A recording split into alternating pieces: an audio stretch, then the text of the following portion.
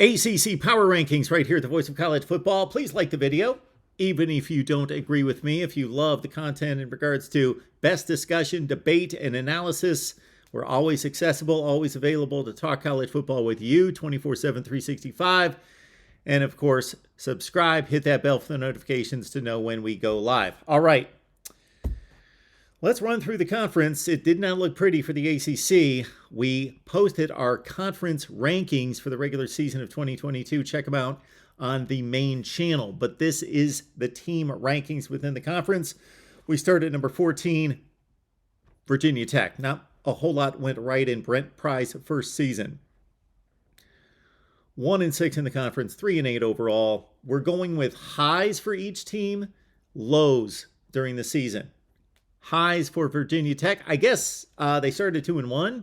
They beat Liberty. Liberty's a decent team, 23-22. The highs weren't many, and they were not rather high. The lows for Virginia Tech, they lost to Old Dominion. This is becoming too frequent, losing to Group of 5 teams for Virginia Tech in recent years. That shouldn't happen at the Power 5 level, and obviously this has been a program that has fallen just about as much as any program in college football over the last 5 to 10 years. Virginia Tech, looking ahead to 2023, trying to put 22 in the rearview mirror at number 14. Their arch rival at number 13, Virginia. Tragedy is the obvious storyline to this season. 3 fallen players. Our hearts and prayers, our thoughts go out. Our condolences to the family and the loved ones of those fallen players. That, of course, is unspeakable and horrendous. Let's put that aside. Let's look at the football. The high on the season for a bad, disappointing season for Tony Elliott and company, I guess, would be the one ACC win against Georgia Tech in Atlanta. The lows, not just the losing. It was a bunch of losing there. Besides the obvious there, it's how they lost. They had one of the best passing offenses in the country. Statistically, yards per game, the best under Brennan Armstrong, and had most of their weapons come back in 2022, and they were awful. Check out Brennan Armstrong's numbers from 22 back to 2021. It's unbelievable. In a microcosm, check out the Illinois game. The Illini came to Charlottesville in 2021, and the Wahoos ran them out of the building. Scored 42 points, blew them out in the first quarter. Ton of touchdowns by Brennan Armstrong, 5 and 400 yards, almost 500 yards passing. They go to Illinois this season and they lose and can't get the ball in the end zone. 3 points on the scoreboard. Virginia was abysmal this year and looked to come back after a 3-7 season. All right, at number 12 in the ACC, and this is actually a rather lofty ranking considering where they were at one point. Boston College at least played some decent football down the stretch to finish it 3-9, 2-6 in the conference. The high on the season had to be, well, before they even hit the field, there was much anticipation and expectation for Boston College football to win 7, 8, 9 games this season. So that was the high, was the expectation. Now, once they hit the field and disappointed with a loss to Rutgers in the opener, the high had to be the Emmett Moorhead-led upset at NC State in the final 15 seconds. That was a high in the season. The low, I already pointed it out. Losing to Rutgers, a bad Big Ten team the first week, and then it all went downhill and unraveled from there. And Phil Jurkovec leaves for Pitt. BC with a bad season at number 12 in our ACC Power Rankings. At number 11, we go to a team that was the favorite by many, picked by many to win the ACC Coastal Division, and finally break through, finally take a top 15 talented roster in the nation and win something meaningful, because they've not done anything since 2017, and before that, going back to the early 2000s, that's, of course, Miami.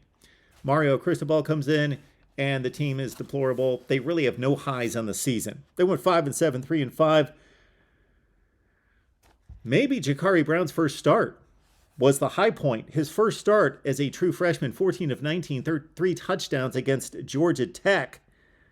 They lost their last 4 games by 102 points, coming off Texas A&M, which was what we believed at the time to be a quality effort at Texas A&M when Texas A&M looked like a respectable top 15 to 25 team. Was then getting blown out at home against a marginal marginal, mediocre group of 5 team in Middle Tennessee, 45-21. There was the Duke 8 turnover game. There were a lot of lows in this season, but it all added up to one big low, and Mario Cristobal looking bad in his first season. He says he's building it from the ground up. I guess he is. 5-7 for Miami at number 11. At number 10, a team that Miami defeated 35-21. That would be Georgia Tech. The high for Georgia Tech, Brent Key becoming the head coach, the interim head coach for a team that had lost, I believe the number was 16. I used to have it locked in here, and I have posted it in other videos. About 16 consecutive ACC games, had lost to 11 or 12 straight FBS teams at the time that Jeff Collins was let go, and Brent Key stepped in, and suddenly they were competitive and won games against Duke and Pitt, 2 good 8-4 teams. So that was definitely the high once Brent Key took over, and then he was named the permanent coach at the end of the season. The low for Georgia Tech was just flat out the entire season, excluding maybe to highlight this point, Jeff Collins let go. That's a positive for the program moving forward. He was clearly not getting the job done, but just the realization of the failure of the Jeff Collins run at Georgia Tech and just losing and losing and losing. Our number 10 team in the ACC is Georgia Tech. At number 9, a team that could have finished much higher, looked much better for the first half of the season, and that's Wake Forest. Wake Forest has set a standard under Dave Clawson. This is not acceptable. 7-5, 3-5 in the ACC. The high on the season was actually a loss. They lost to Clemson at home in double overtime, 51-45.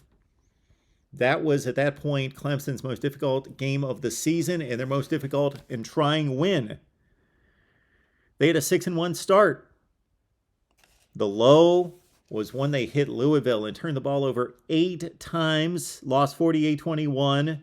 They lost 3 consecutive games to fall from contention in the Atlantic Division. Wake, our number 9 team in the ACC, at 7-5. They've got a bowl date against Mizzou coming up this postseason. At number 8, talking about falling after a great start, of course, we're talking about Syracuse. They finished up at 7-5, finally won a game in defeating Boston College to salvage the regular season, a winning regular season, so they've captured and secured a winning record for 2022, and that would have been a huge plus to start the season. But the way it started, they beat Purdue.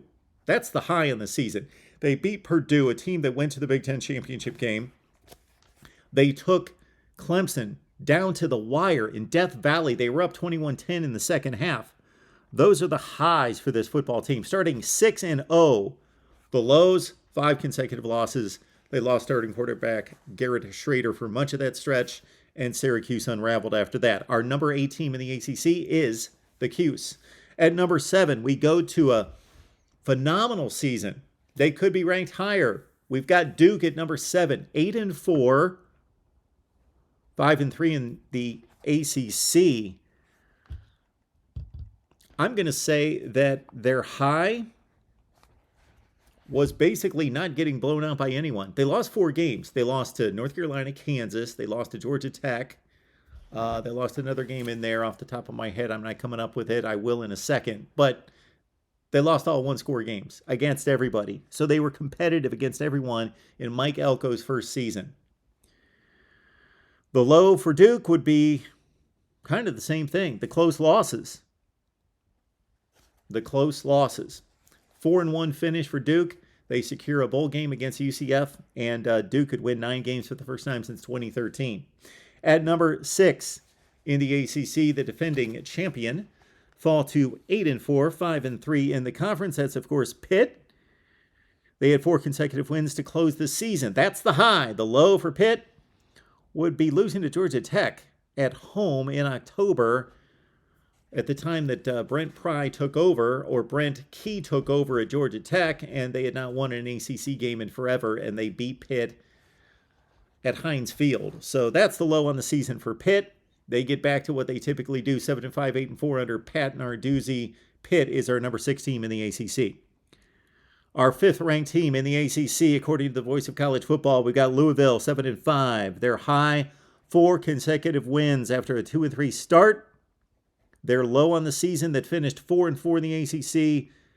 31-7 to Syracuse to get their ACC season started. Awful.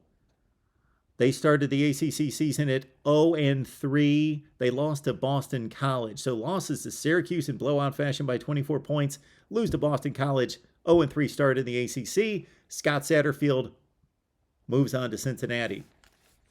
And that's the bowl opponent, of course, ironically, for the Cardinals, our number 5 team in the ACC in 2022.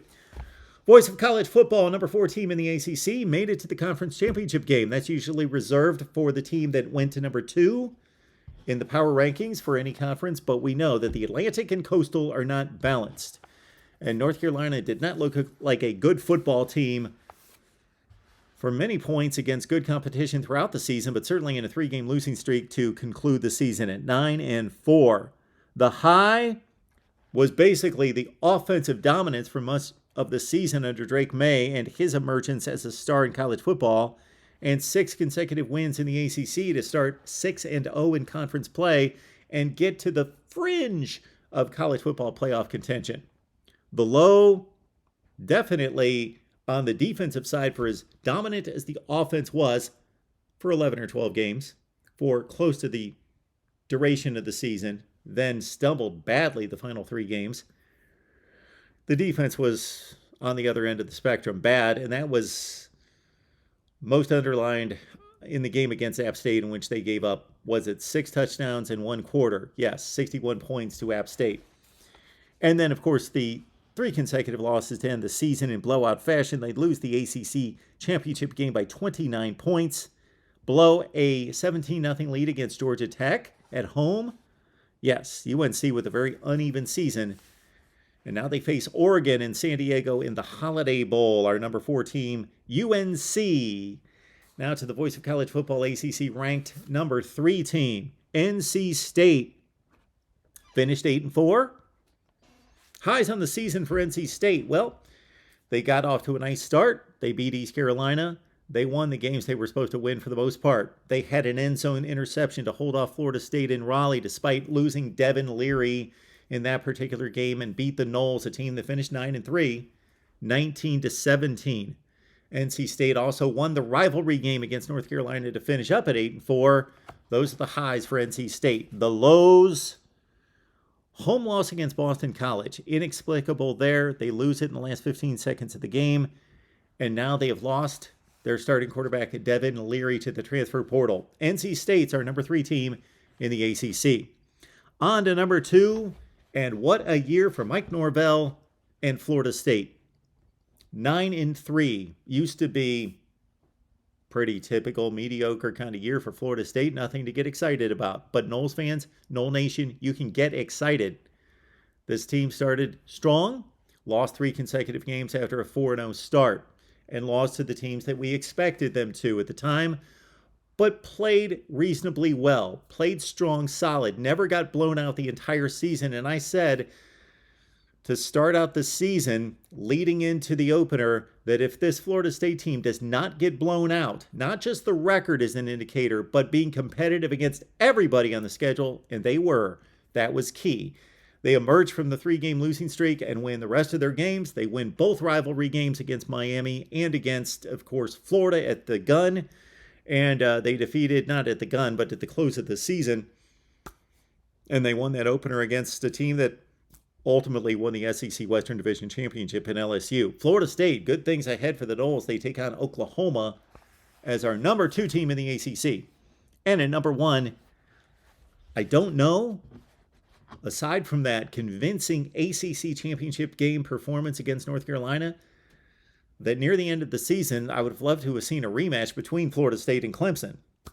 Clemson's got to be number 1 in the conference. They won 9 consecutive games in the conference. Nobody beat them in the conference. They won the tougher division. They trounced UNC. Of course, they're number 1. But man, those 2 games outside the conference against South Carolina and Notre Dame.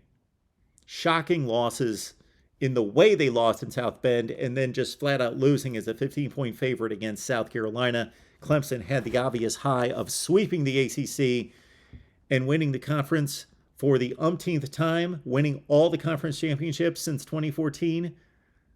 2015, Florida State won in 2014, of course, except for 2021, reclaiming control and dominance of the ACC in consensus fashion. That's the high. The low, of course, just 28-0 down at Notre Dame and getting bludgeoned. And then South Carolina defeating Clemson to win the Palmetto State for the first time since what, 2014? Yes, Clemson, the number one team in the ACC, but some chinks in the armor. Clemson 1, Florida State 2, NC State 3. Our number 4 team is UNC, followed by Louisville, Pitt, Duke, Syracuse, Wake, put a blanket over 3 through 9. Georgia Tech at 10, Miami 11, Boston College 12, and the Virginia schools at 13 and 14. Your thoughts below, right here at the Voice of College Football. Please hit the like video. Helps us build the channel. Subscribe right here. Hit that bell for the notifications to know when we go live with our power rankings across the board and everything that we provide covering college football with you right here at the Voice of College Football.